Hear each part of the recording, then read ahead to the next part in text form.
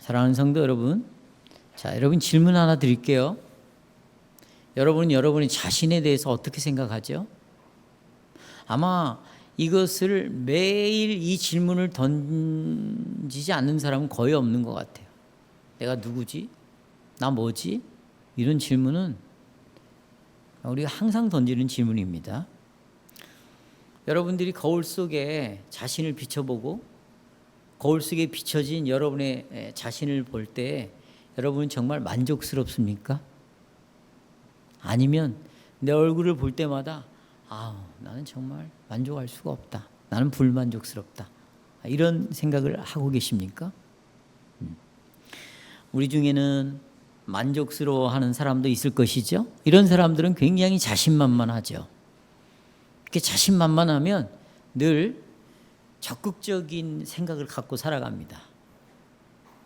자신만만하면 또 늘 긍정적인 자아를 만들어가죠. 그걸 긍정적 자아 형성이라고 그러는데 계속 긍정적으로 자기를 만들어가고 또 적극적으로 그런 자아를 만들어갑니다. 하지만 나를 볼 때 굉장히 불만족스럽다.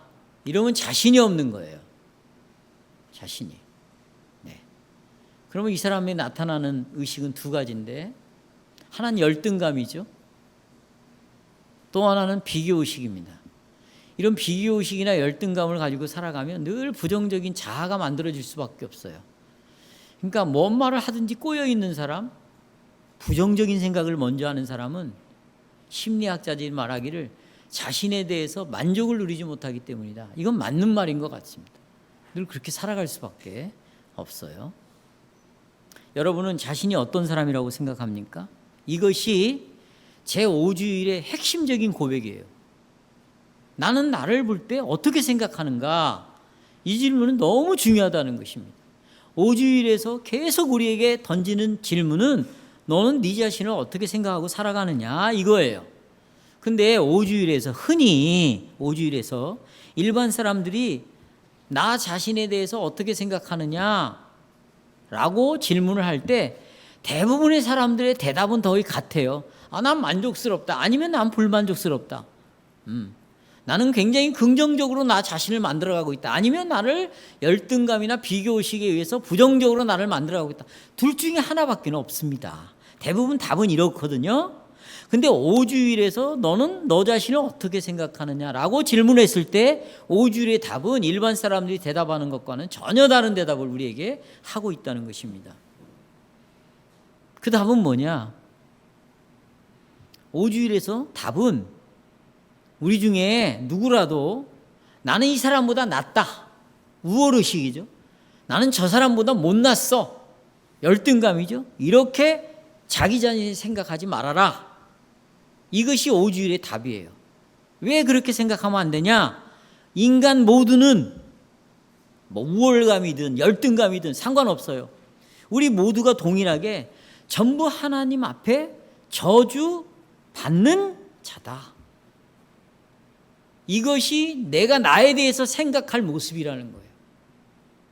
나는 저주받은 자구나. 동시에 반대로 그런데 나는 하나님의 은혜로 사랑을 받은 자가 되었다. 사랑받는 자다. 이게 답이에요. 제5주일에서 자신에 대해서 어떻게 생각하는가? 이것은 우리의 삶에 계속되는 삶 속에서 싸우는 전쟁입니다. 투쟁이에요, 투쟁. 이 두 가지의 생각은 다행히도 우리는 하나님의 자비가 이제 우리에게 나타났잖아요. 그래서 우리는 내가 그리스도 안에서 누구라는 걸 이제 알게 됐습니다. 그래서 우리는 감사하게 됐고 그 감사가 결국 하나님으로부터 오는 은혜이기 때문에 그 하나님을 찬양할 수밖에 없구나. 이제 그런 우리가 신앙생활을 이제 하게 된 것은 정말 다행이라고 생각합니다. 저는 다음과 같은 주제로 설교를 요약할게요. 하나님께서는 이렇게 무가치하고 또 그 다음 타락한 죄인들을 어디에서 피할 수 있도록? 지옥에서 피할 수 있도록 하셨다. 두 가지를 말씀드립니다. 첫째, 우리는 하나님 앞에 자신만만하게 설 수 없다는 이 사실을 한번 살펴봅시다. 늘 자신만만했던 사람들은 이 설교를 꼭 들어야 되겠죠. 네. 저는 지난 주일, 4주일에서 열심히 여러분에게 전한 교리의 설교의 내용은 우리는 죄 때문에 마땅히 받아야 될 하나님의 공의로운, 죄로 인하여 우리는 하나님의 공의로운 심판을 마땅히 받아야 된다. 이걸 열심히 전했습니다. 우리의 죄 때문에 하나님의 심판이 아니라 공의로운 심판을 받아야 된다는 거죠. 그래서 이 공의로운 심판은 어떻게 나타나냐면 여러분과 저 모두를, 이 세상에 있는 모든 사람들을 전부 지옥의 문턱에 세웠어요. 지옥의 가장자리에 우리를 다 서게 했습니다. 그러니까 한 발이에요. 한 발. 한 발 미끄러지면 지옥으로 떨어지는 자리에 우리를 다 세웠다. 그래서 저는 여러분들에게 우리들 모두가 지옥의 문턱에 서 있다는 사실, 또 그 지옥이 어떤 곳인 거에 대해서 여러분 생각해 보시라고 그렇게 요구를 했습니다. 믿음의 눈으로 우리가 지옥이 어떤 곳인가를 볼 수 있다고 여러분에게 전했어요. 믿음의 눈이 떠지면 지옥을 봅니다.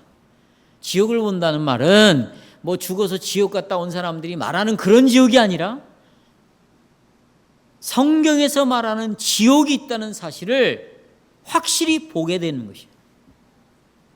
지옥이 얼마나 무서운 것이고 지옥이 얼마나 영원한 불이 있는 곳인가를 우리는 볼 수가 있던 것이에요. 그래서 하나님 말씀에 보면 지옥을 영원한 불로 지옥을 묘사하고 있습니다. 불은 여러분, 불은 고통을 말하는 거라고요. 영원한 불이라는 건 지옥의 고통이 영원하다라고 성경이 우리에게 말씀하고 있습니다. 그리고 우리는 이 하나님의 말씀을 통해서 지옥으로부터 들려오는 소리도 들을 수 있어요. 그건 슬피 울며 이를 가는 소리를 들을 수 있습니다. 내 주위에 있는 사람들이 죽거나 또 나와 관련된 사람이, 그들이 누군가 죽었을 때 우리는 곧바로 믿음의 눈으로 이 사람이 어디에 있는가를 보는 것이죠. 그리고 그곳에서 이들이 어떤 소리를 내고 영원토록 고통을 겪으며 살아가는 소리를 우리는 들을 수 있어요.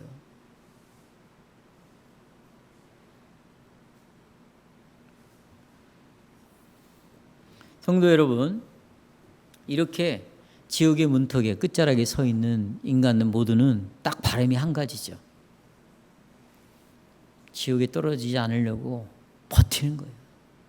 실은 불신자이든 신자이든 시간이 있으면 이런 얘기를 좀 자세히 어떻게 버티려고 하는가 말하고 싶지만 우리는 고백적으로 빨리 돌아가야 되니까 다 지금 하나만 예를 들게요. 여러분, 안 죽으려고 아주 정말 악을 써요. 죽음 앞에 있는 사람들이요, 난 죽음이 두렵지 않아, 난 빨리 죽고 싶어, 난 두렵지 않다니까, 이렇게 말하는 사람을 제가 목회 40년 넘게 했어요. 21살 때부터 전도사로 염을 했어요. 염이 뭔지 아세요?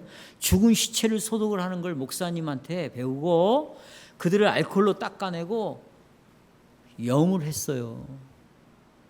그리고 그때는 상여에 메고 갔는데 제가 제일 앞자리에 종을 치면서 내 주를 가까이, 이 찬송을 박자를 맞추면서 이 사람들의 발걸음을 인도했습니다. 죽은 얼마나 많은 그 장례를 치렀겠어요. 그런데 죽음 앞에 있는 사람들이 죽으면서 난 괜찮아 이런 사람이 한 번 하나도 없어요.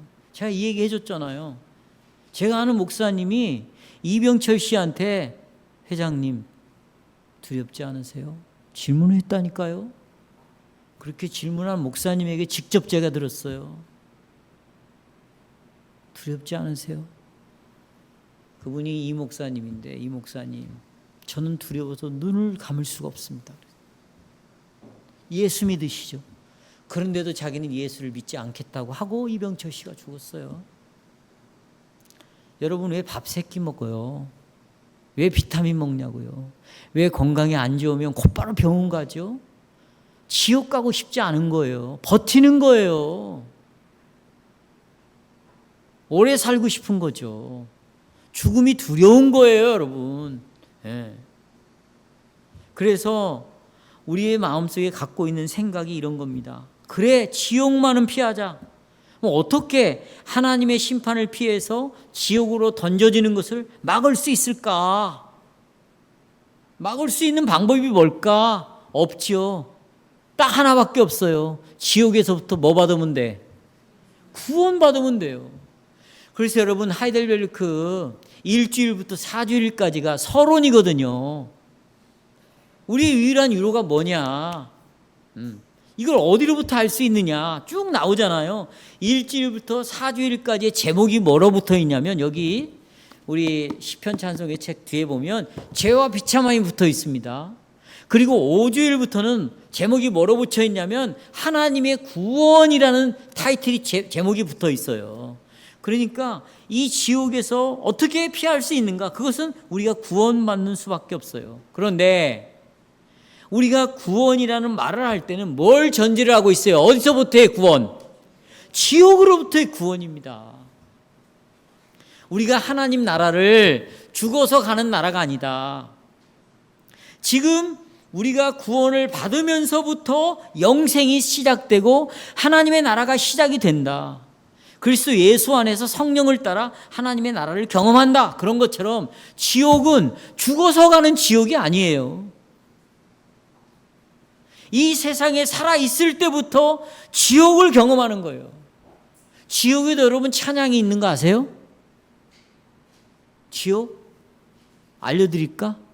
지옥 찬양? 절대 잊어버리지 마세요. 못 살겠다. 죽겠다. 또 뭐 있어요? 다 말해보세요. 이게 지옥의 노래인 거예요. 성도 여러분,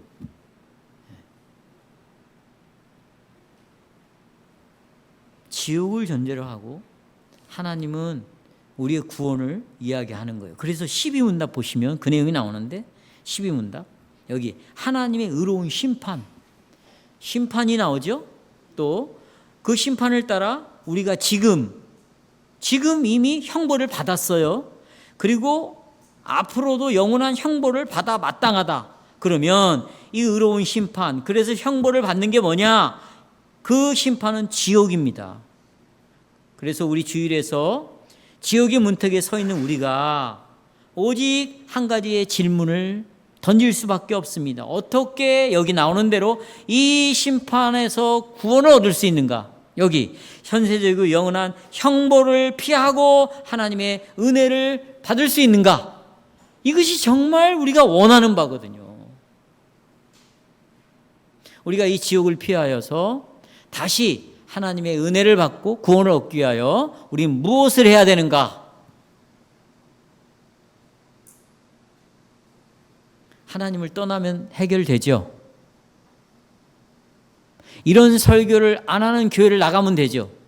제가 최근에 들은 이야기예요. 목사님의 설교가 두려워서 못 나오겠대. 이 이야기. 여러분, 사람이 죽을 병이 걸려서 암에 걸리면 암을 떼어내면 되잖아요. 내가 죄로 인하여 죽을 것 같아. 그럼 예수에게로 오면 돼요. 계속 복음을 전하고 있는데 복음으로는 가기 싫은 거죠.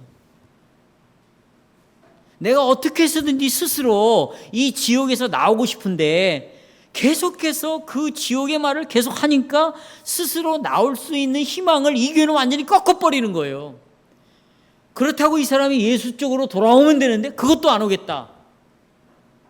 그러면 이 지옥을 피하는 방법은 이 교회를 떠나서 절로 가면 되겠네. 그렇죠? 그럼 지옥 소리 듣지도 않고 이런 고민을 할 것도 없고 괴로워할 것도 없고. 성도 여러분, 절대 우리가 착각하면 안 됩니다. 지옥의 문턱에 누가 계신지 아세요? 거룩하신 하나님이 서 계십니다. 거기서 서 계세요. 그리고 거기 서 계신 하나님께서는 우리의 불순종과 타락을 반드시 처벌한다고 우리 하이델 교리문답 분명히 이야기하고 있어요. 하나님은 하나님이십니다. 그래서 우리는 하나님의 면전에서 선택할 권한이 아무것도 없습니다. 하나님은 이렇게 말씀하세요. 로마서 2장 3절 핸드아웃 보시면, 이런 일을 행하는 자들을 판단하고도 같은 일을 행하는 사람아, 네가 하나님의 심판을 피할 줄 생각하느냐? 하나님의 심판을 피할 수 없다. 여기에 대한 대답이 5절입니다. 5절 보세요.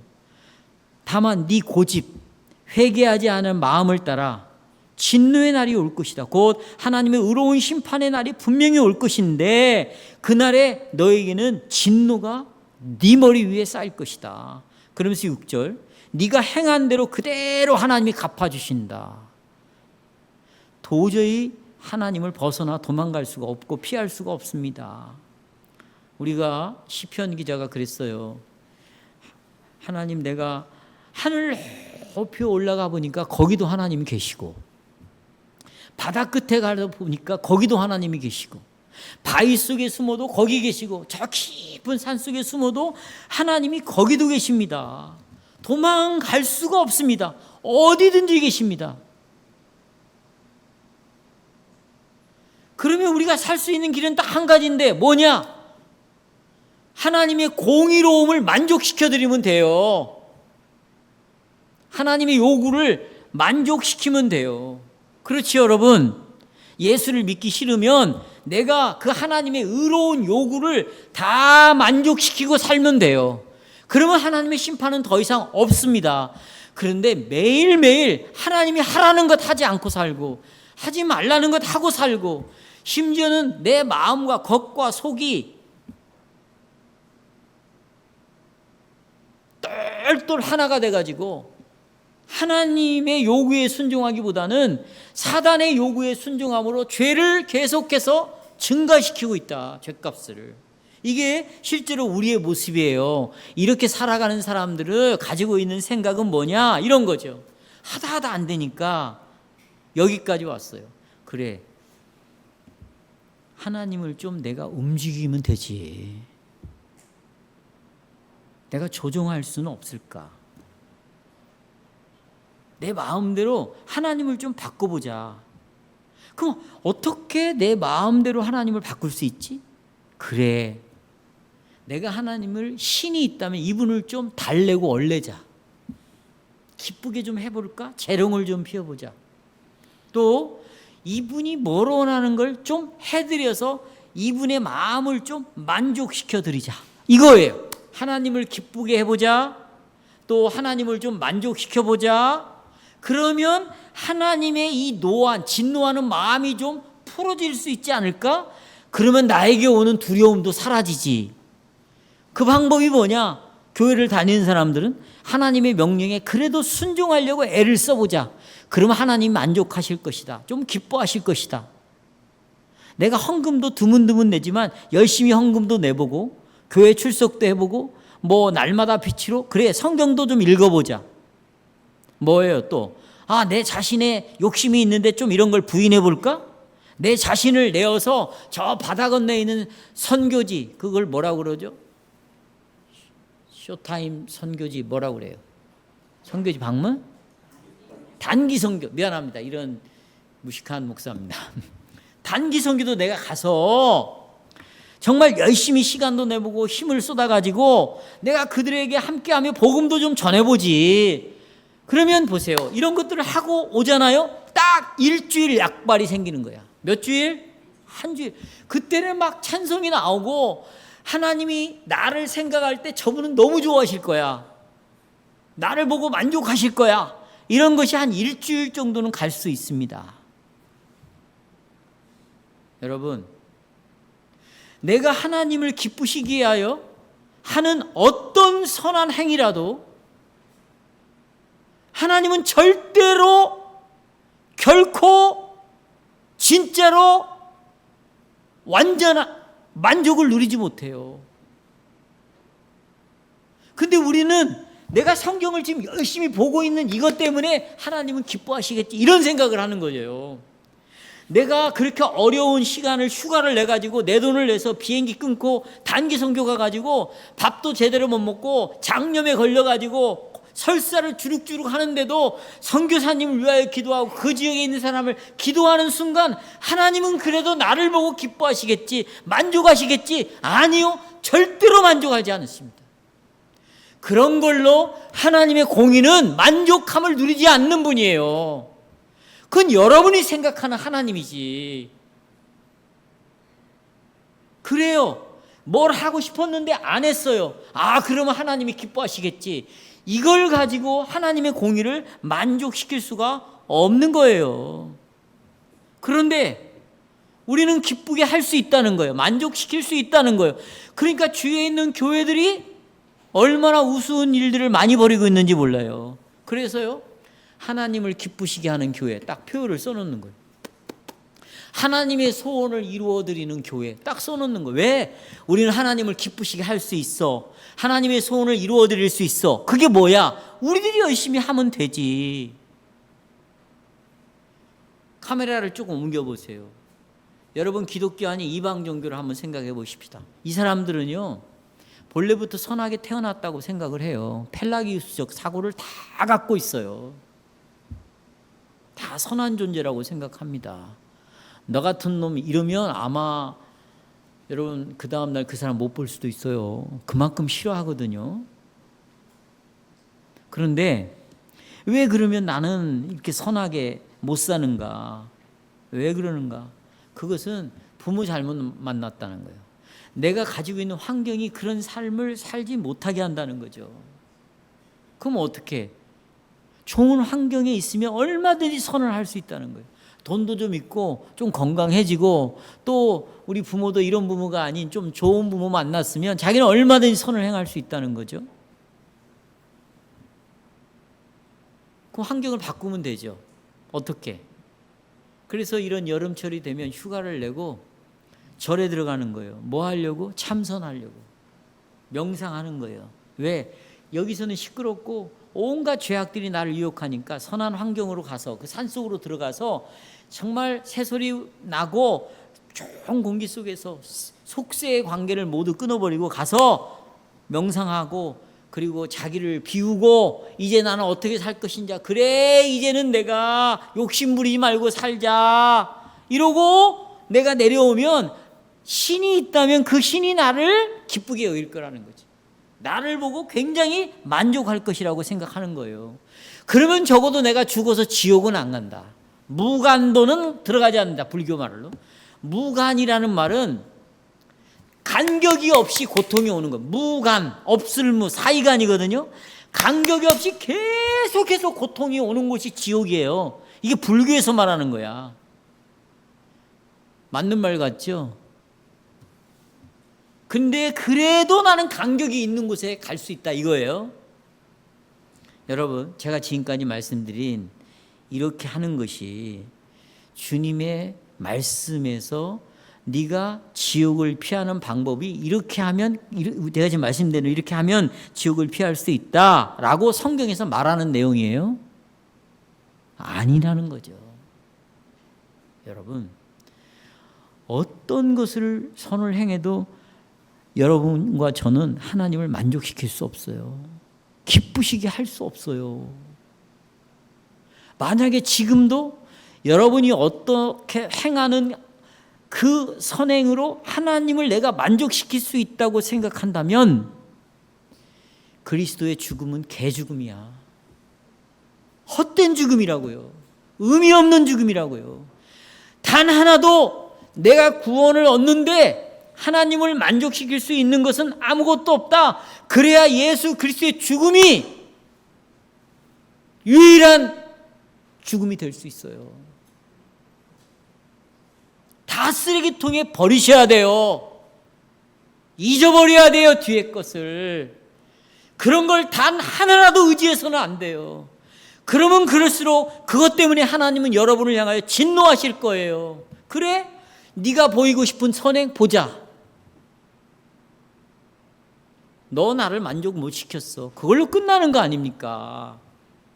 그렇죠? 그래서 시편 8편에서 다윗이 사람이 무엇이냐 자기를 생각해 봤어요. 그랬더니 다윗이 생각해 보니까 아하, 나를 하나님보다 조금 못하게 만들었구나. 천사보다 조금 못하게 만들었구나. 그러니까 나를 얼마나 높은 위치에 자리에 하나님이 나를 세워놓았는가. 그리고 하나님을 인간의 위대함을 찬송했습니다. 또 욥이 사람이 무엇인지 하나님께 물었어요. 그런데 보니까 욥기 7장 17절에 보면 하나님이 우리 인간을 얼마나 높은 자리에다가 놓고 우리 인간을 향하여 얼마나 애정을 쏟아붓는가 그 사실을 알게 됐어요. 이건 인간의 위대함이에요. 하나님이 그렇게 우리 인간을 만드셨다는 거죠. 그런데 욥의 친구 중에 하나가 빌닷이라는 사람이 있는데요. 이 빌닷이 욥기 25장 4절 핸드아웃 보세요. 완전히 뒤집어 놓는 말을 해요. 4절 이하에 보시면 어찌 사람이 하나님 앞에서 의롭다 하겠는가? 여자에게서 난 자가 어찌 깨끗하다 하겠느냐? 달이 비추지 아니하고 별들도 그분 눈에는 막지 않거늘 하물며 벌레 같은 사람 구더기 인생이랴. 어찌 하나님 앞에 의롭다 하겠느냐? 빌닷은 사람이 하나님을 만족시킬 만한 것이 아무것도 없다. 이걸 지금 주장하고 있어요. 하나님 앞에 있는 죄인은 구더기 같은 존재다. 벌레 같은 존재다. 이거예요. 또 여러분 사도 바울이 쓴 에베소서에 보면 사람이 얼마나 무가치한가를 이렇게 말합니다. 아까 우리가 읽었죠. 에베소 2장 1절에 인간은 죄와 허물로 뭐 해버렸다?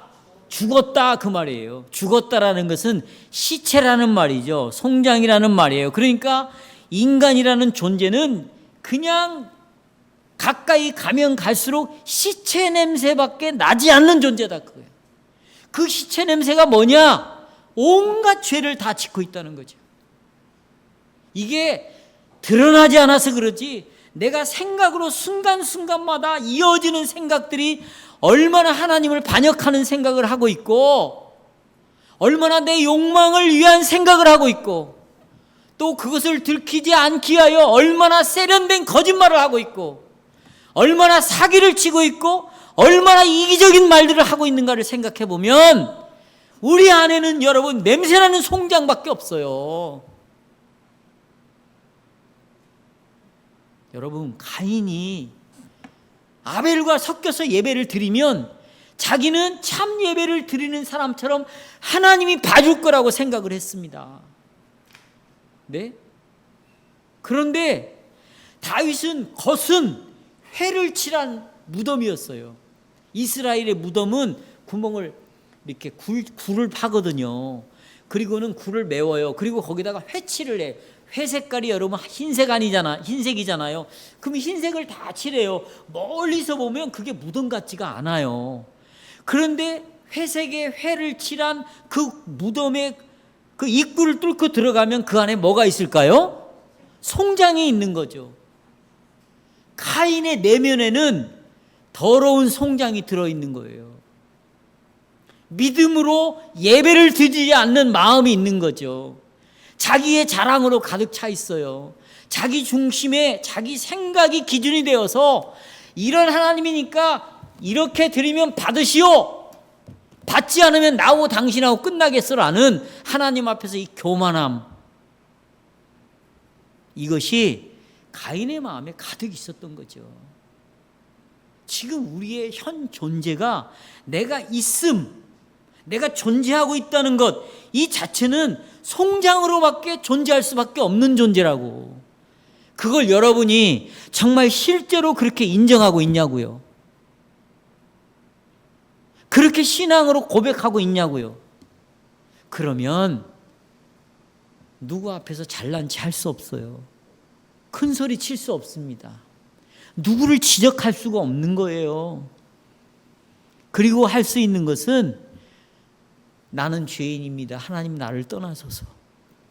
이 겸손함이, 이 낮아짐이, 내놓을 것이 아무것도 없는 이 비참함을 사람들에게 보일 수밖에 없고 나도 나를 그렇게 인정할 수밖에 없다.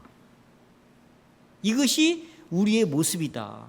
이것을 지금까지 말씀드린 성경에서 이야기하고 있고 모세도 이야기하고 있어요. 모세도 또 이사야 거기 핸드아웃에 보시면 찾았어요? 이사야도 환상 중에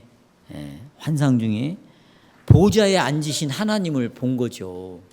그런데 성전에 하나님의 보좌가 있고 거기에 하나님이 계시는데 그 성전에 하나님의 옷자락으로 가득 차 있고 또 그 성전에 천사들이 노래를 하는데 여기 3절 보십시오. 뭐라고? 거룩하다 거룩하다 거룩하다 만군의 여호와여. 그러면서 그 영광이 온 땅에 참 충만합니다. 이런 하나님을 봤습니다. 그리고 이사야의 반응이 뭘까요? 야, 내가 하나님을 봤다. 드디어 은혜를 입었다.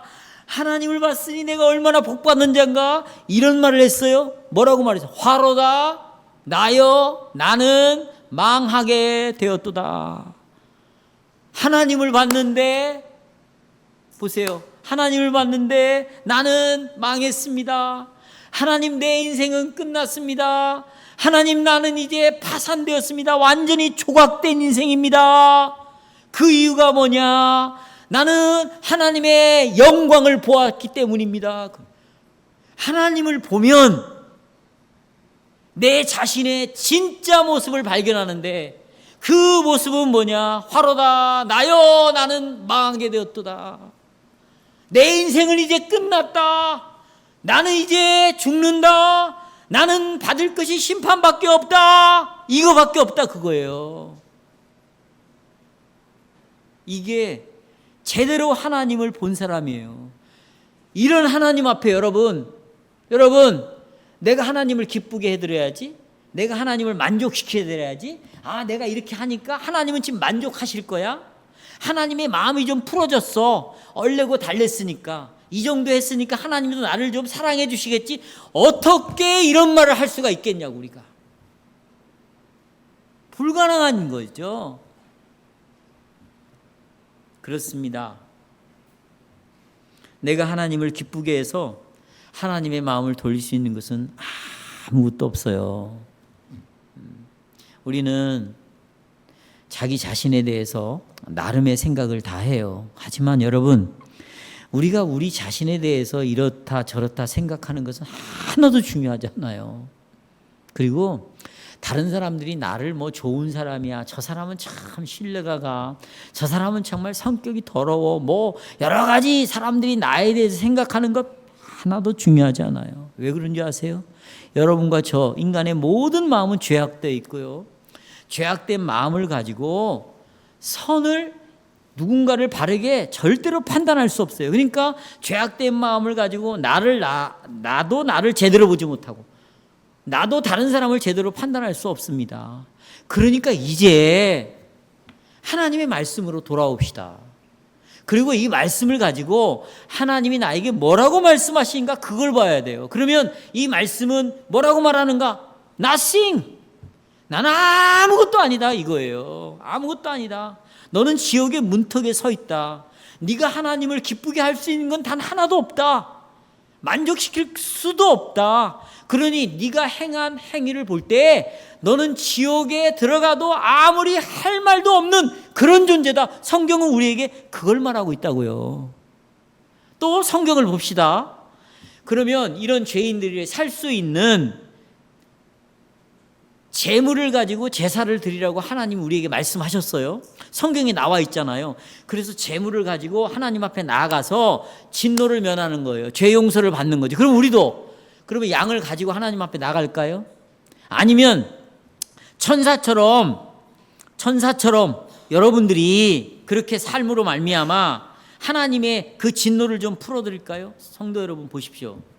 이스라엘 백성들이요, 이 동물을 가지고 하나님 앞에 나가서 진노를 풀어달라고 협상을 했어요. 그런데도 진노가 풀어지지 않는 거예요. 하나님이 양을 100마리를 가지고 나가도 하나님의 진노가 안 풀려.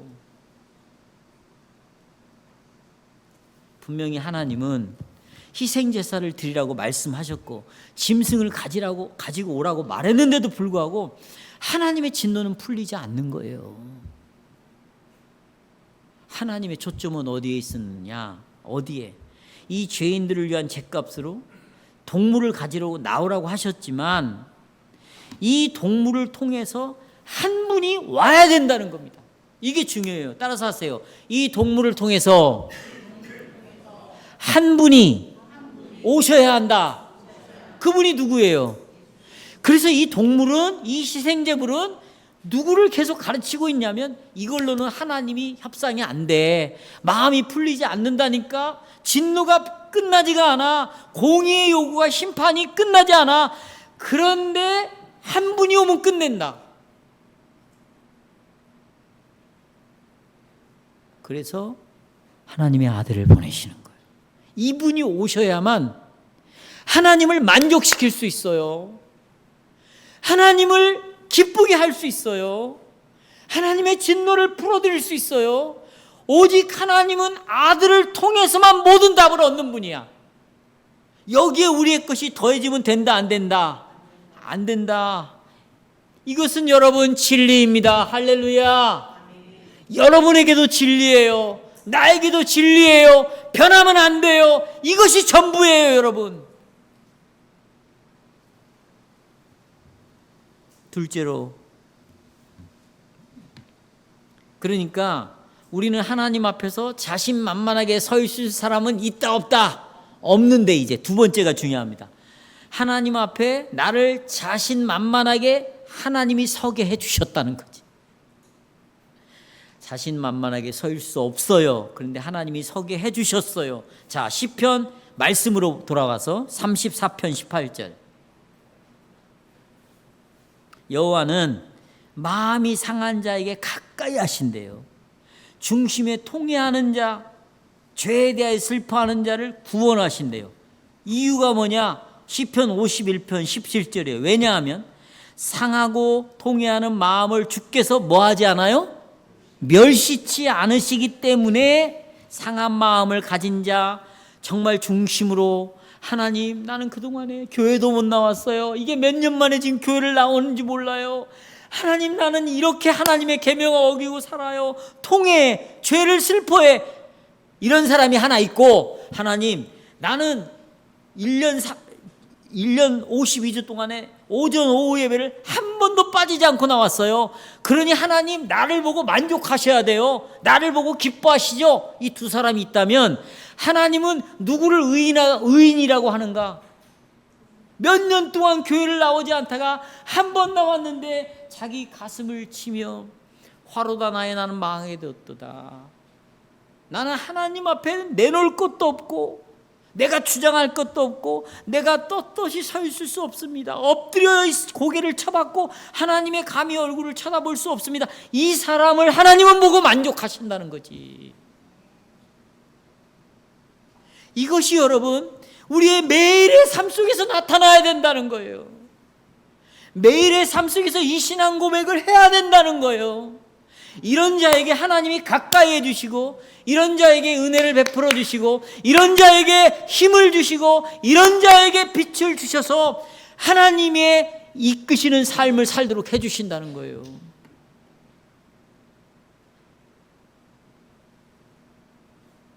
그러니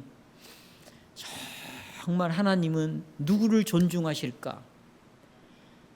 새벽기도 안 받고 하는 사람? 매일 2-3시간씩 기도하는 사람? 아니에요. 하나님은 상한 마음을 갖고 오는 사람, 통회하는 마음을 갖고 오는 사람, 겸손한 사람, 나는 정말 무가치한 자구나 스스로 이렇게 인정을 하고 하나님 앞에 나오는 사람. 하나님, 당신이 손을 내밀어 주시지 않으면 살 수가 없다. 이런 자들을 하나님 만나주시고 이런 자들에게 하나님 나라를 상속해 주는 거예요. 이런 자들에게 하나님 나라를 기업으로 주시는 거예요. 이런 자들에게 지옥의 심판에서 구원해 주시는 거예요.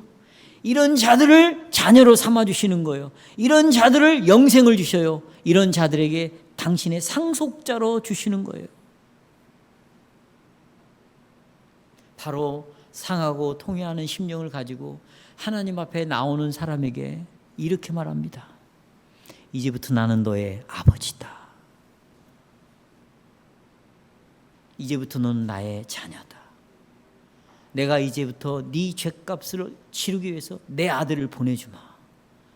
그리고 아들을 보여주고 아들에게도 이 상하고 통회하는 영혼을 아들에게로 이끌어가고 아들을 만나게 해주고 이 아들은 다시 그 영혼을 끌고 성령께로 가고 그리고 성령은 이제부터 내가 너와 함께 할 것이다.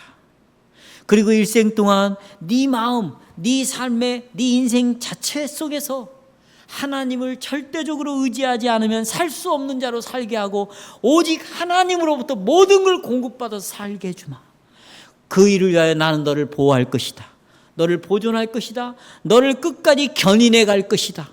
비록 네가 자빠지고 넘어지고 네가 아무것도 할 수 없어서 엉엉 울고 이를 갈며 슬피 우는 지옥과 같은 삶을 살아도 그 상황 속에서 네 눈을 떠서 하나님이 너를 얼마나 사랑하는가를 내가 보게 할 것이다.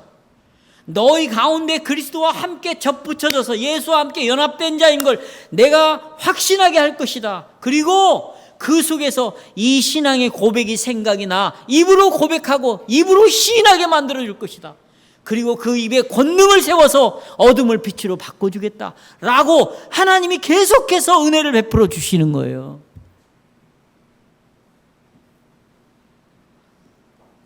말씀을 맺겠습니다. 사랑하는 백안교회 성도 여러분,